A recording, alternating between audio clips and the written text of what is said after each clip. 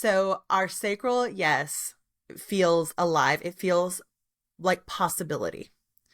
There is this little zing that kind of moves through your body, and you could feel it elsewhere. Maybe you feel it like chills go up your back, or maybe you get like good butterflies in your stomach.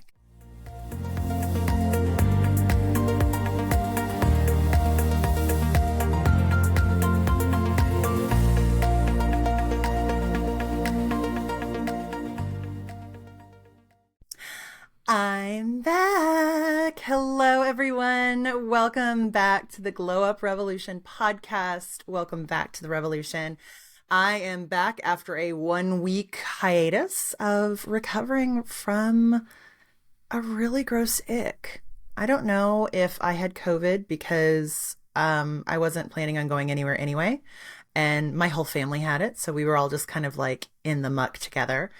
Or if I had the flu or what, but it has kicked my ass for like 2 weeks. So I am back, thank goodness, getting my energy back. And I just want to tell you thank you for the grace and the understanding that comes with, I don't know, real life and trying to podcast kind of in the moment. I do like recording ahead of time if I have the chance. However, it's just nice to really show up in the energy of the moment and send that message out to you. So I am glad to be back. And today we are diving into something that could actually change everything about the way you make decisions in your life and in your business. Now, I do work with a lot of business owners, and I work with women who are high achieving individuals. So even if they don't own a business, they have that bold entrepreneurial don't quit spirit. I hope you're feeling seen right now because I know you're one of these people. And so we're going to talk today about the difference between a sacral yes and a fear-based yes. Because quite honestly, not every yes is a soul yes. And I know that from personal experience. Like, sometimes you say yes because you have to say yes because you have bills to pay. Or you're building your business. And when you're building your business, you kind of say yes to everything just because you kind of have to figure out like what you like and what your niche is and where your zone of genius is. Some yeses are about survival. Some are about programming. So we have been taught, especially those of us socialized as women, we have been taught to respond certain ways. And some of us are just going along with what we think we're supposed to do, whether that's programming, the survival, or just kind of just like flowing. And just kind of not really showing up for ourselves in our life. And I have been in all three of these places. So this is presented without judgment and with a whole lot of love. There have been times that you have said yes when your whole body is screaming no. Like, I don't even have to ask that in the form of a question.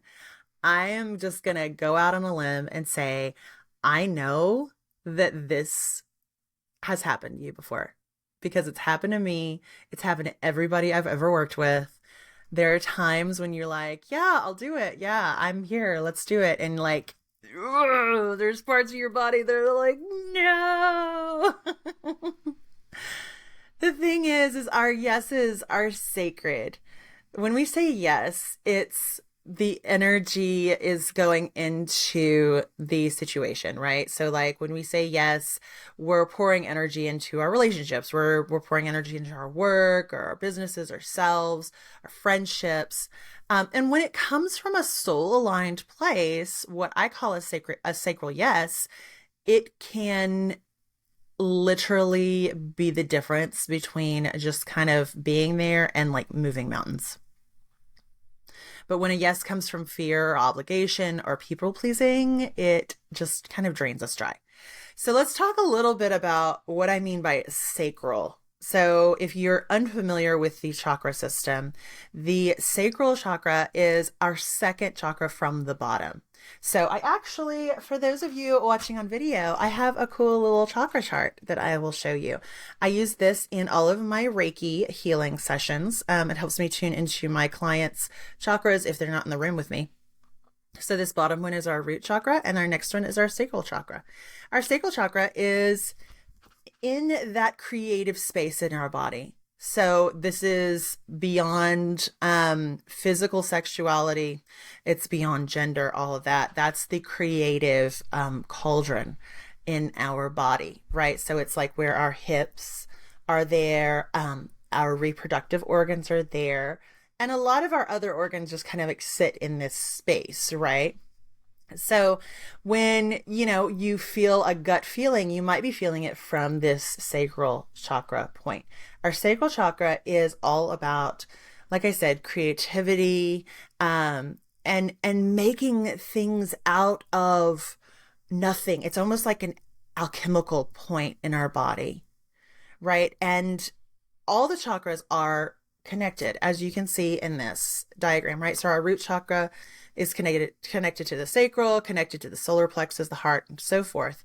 And so our sacral chakra has a really cool relationship with the root and the solar plexus. So when the sacral chakra is being honored, when it is balanced and all that, it's receiving grounding information from the root, but it's also sending and receiving power information from the solar plexus. Solar plexus is where we get a lot of that's where our courage is. That's where, if we're feeling ourselves, it is right there in that solar plexus, right? Think of it as the sun. It's powerful. It's a lot of divine masculine energy there. Right. So when we are tapped into our sacral creation space, we can absolutely create things that our minds can't even fathom. So let's look at kind of what that feels like when you're in a sacral yes versus just kind of like a conditioned or a non-committal or fear-based yes. Okay, so let's start with the sacral yes. So our sacral yes feels alive. It feels like possibility. There is this little zing that kind of moves through your body, and you could feel it elsewhere. Maybe you feel it like chills go up your back, or maybe you get good butterflies in your stomach. Noticing when you are saying an aligned yes, when you agree to something that is an aligned yes, pay attention to what happens in your body, because then that will help you identify that in the future. What's cool is our body has wisdom that our brain doesn't have or is slow to get to.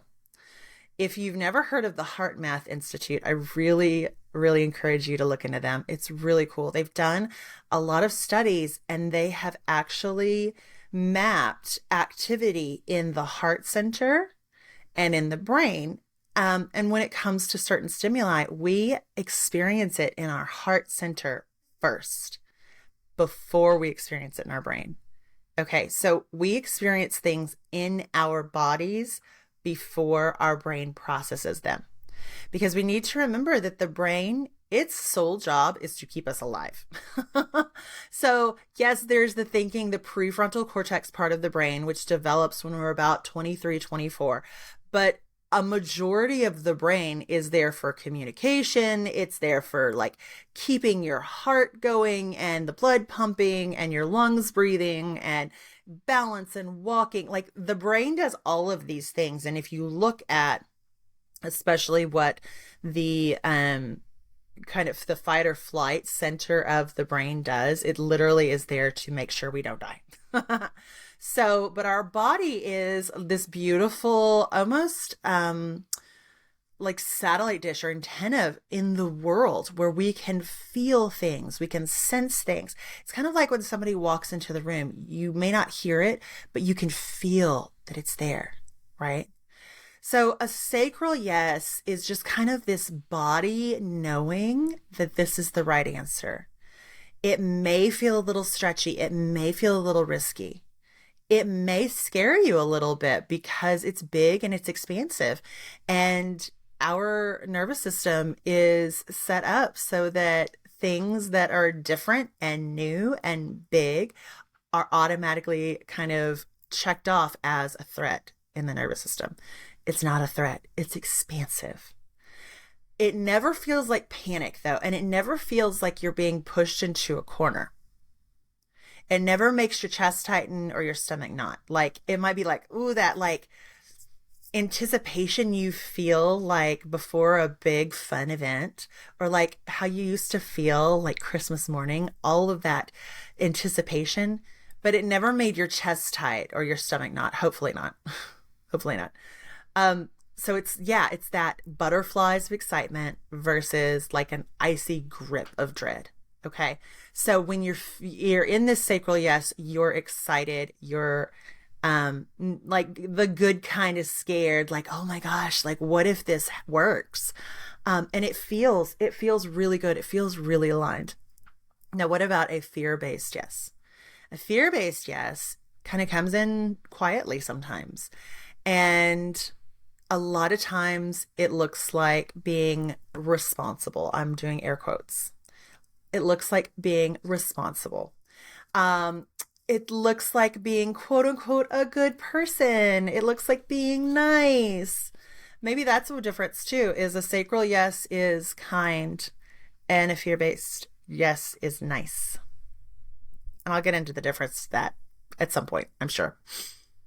A fear-based yes also feels tight. It can feel rushed or it can feel flat. There's no spark. There's no energy. There's pressure. You say things to yourself like, I should do this, or I have to say yes, otherwise people will think fill in the blank, or I've got to say yes, or else I'll lose my job. And you know what? Sometimes that fear-based yes is valid. Like if it's a matter of saying yes to a project, or like you get some sort of disciplinary action at work, like say yes to the project. Like sometimes we got to do what we got to do. Right. Um, After you follow through with the fear-based yes, though, you will likely feel disconnected. Like it's done, I can move on.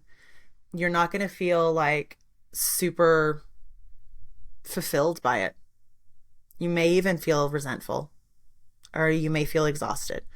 And I will say the reason a fear-based yes can get out of control is that if you fall into a pattern of saying yes out of worry or fear or some sort of obligation, you will burn yourself out. You will burn yourself out energetically. You might burn yourself out mentally because you're really having to strive to learn something or do something that your heart's not in. You may actually burn out energetically, emotionally, or even empathically. Like if it requires, you working with people or for people.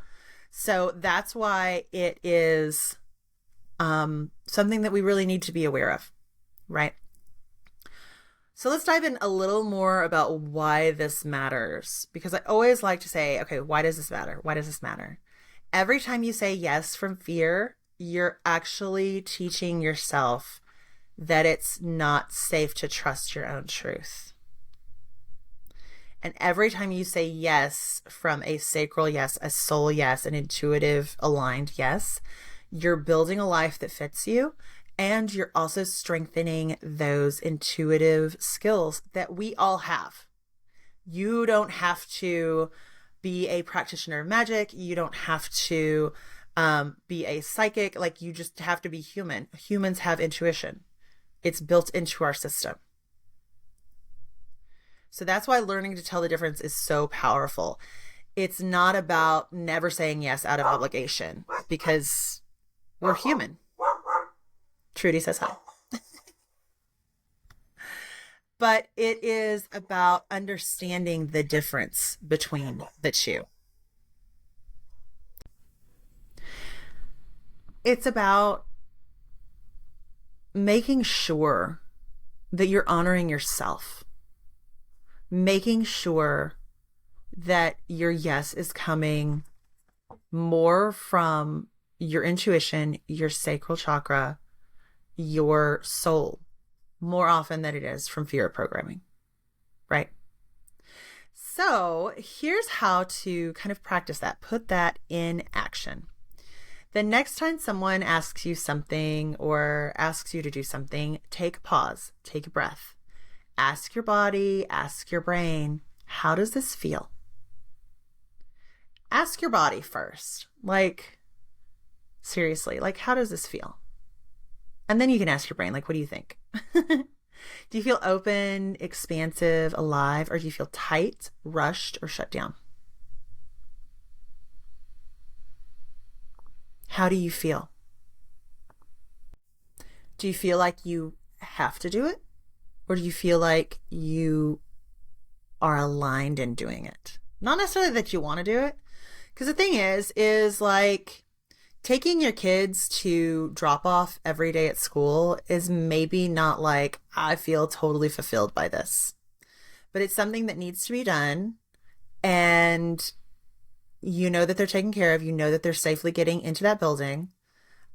So like, that's kind of one of those gray areas, right? That we have to operate in as human beings, right? So it may not be like a sacral yes, like, oh my God, I love taking my kids to the morning drop off at school. But it might just be like one of those, yep, this is something I need to do. This is the responsibility of a parent. And like, let's just do it. You know, we take care of our people, right? So there's that point between the big sacral yes and the fear-based yes that is just kind of like, it's day-to-day stuff. We just got to do it, right? But when we're talking about big, important decisions, we're talking about new projects or a new job, that sort of thing. Does it feel open, expansive, and alive? Even if it feels scary, is there an openness and a possibility attached to it? Or does it feel tight, rushed, or shut down? Now, what I want you to do is when you're faced with one of these questions or requests or offers, is to take a little bit of time, say something like, let me sit with that and I'll get back with you. And tap into the situation a little more. Like, that's where you can bring your brain in and be just like, okay, look, am I wanting to say yes to this because I'm afraid, or am I wanting to say yes to this because it sounds cool and I'm also afraid because, wow, it's a big deal, right? So it's okay to be fearful. It's really the difference between like feeling like you're being painted into a corner or feeling like, okay, I'm gonna jump and I've got this parachute on my back and I've never been skydiving before and it scares me a little bit, but also like, I know this is going to be something new and cool and going to benefit me in the long run. So let's just go. Does that make sense? Hopefully that's making sense for everybody. So make sure you're giving yourself a little bit of time, I think is the biggest point in this particular section of today's episode, is make sure you're giving yourself time to really feel into an answer when you have that opportunity. Again, sometimes you don't have that chance. Sometimes you just have to go with the immediate yes. And I don't ever want you to beat yourself up over a fear-based yes that you've made, or like even to like step that back a little bit, to take the word fear out of it and to say, you know, a non-sacral yes or a non-aligned yes, because we're humans. Life happens, right? Not every yes is a soul yes. Some yeses are survival, some are programming, some are fear. But when you tune into the sacral yes, that warm, like almost buzzy, electric, full body knowing, you're making decisions that nourish you instead of drain you. So your goal should be to be making more sacral yeses than obligation-based yeses in your life, right? We're going to say yes to both, but make sure you're saying sacral yeses more often than the alternative. And that's how you build a life and a business that actually feels like you. So even if you're not building a business and you're just building your life, this is going to help you out so, so much. Thank you so much for tuning in today. Thank you so much for your grace in my missing an episode last week. If this episode resonated with you, please share it with a friend. Please like, subscribe, and review on Apple and Spotify. And be sure to pop by my Patreon and come hang out over there. You can see the full videos. And if you're ready to go deeper into your burnout-free life, that's aligned with your sacral chakra and all of your deepest wishes and desires, head over to meganwinkler.com and let's chat. Until next time, remember to listen to your body, stay hydrated, stay safe, and stay magical, my friends. Chat with you soon.